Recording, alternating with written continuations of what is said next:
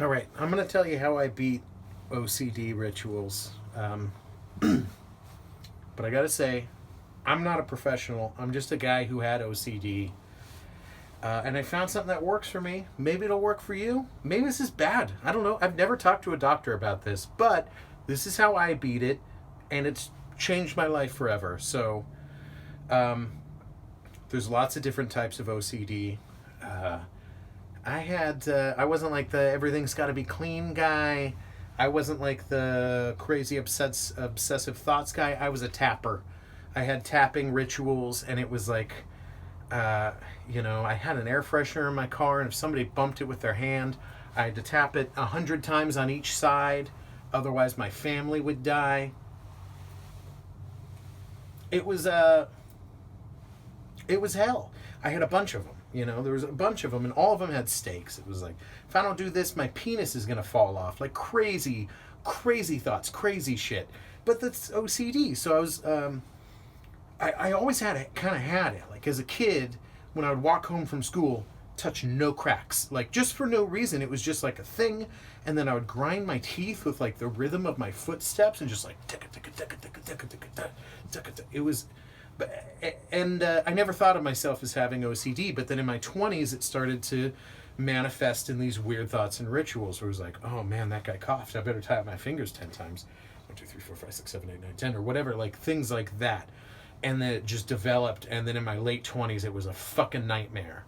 And I was doing things all day and it was driving me crazy. And then I found like a solution that worked for me. And again, I'm not a professional. See a doctor. I didn't see a doctor.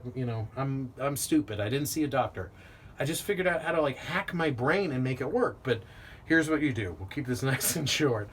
You can turn it against itself. I feel like I turned my brain against itself.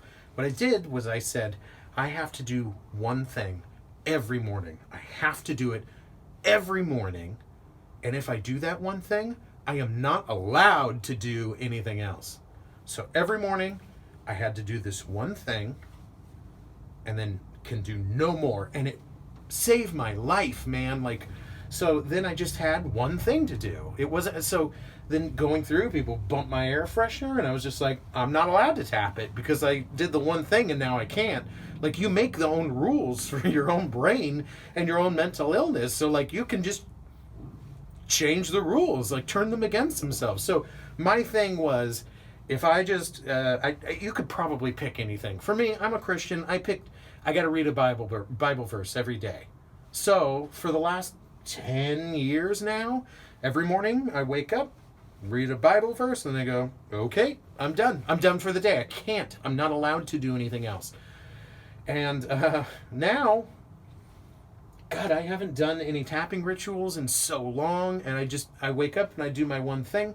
If you make it a positive thing, that's probably better, like, I don't know, make it like wake up and do 10 push-ups or, I can't get in your brain and do your thing, but I can tell you, I found a one thing that just got me out of the rituals and I feel so much freer. I mean, technically I still have it. I still have my obsession about doing my one thing. Like, if I'm awake and it rolls over to midnight, I got to do my thing.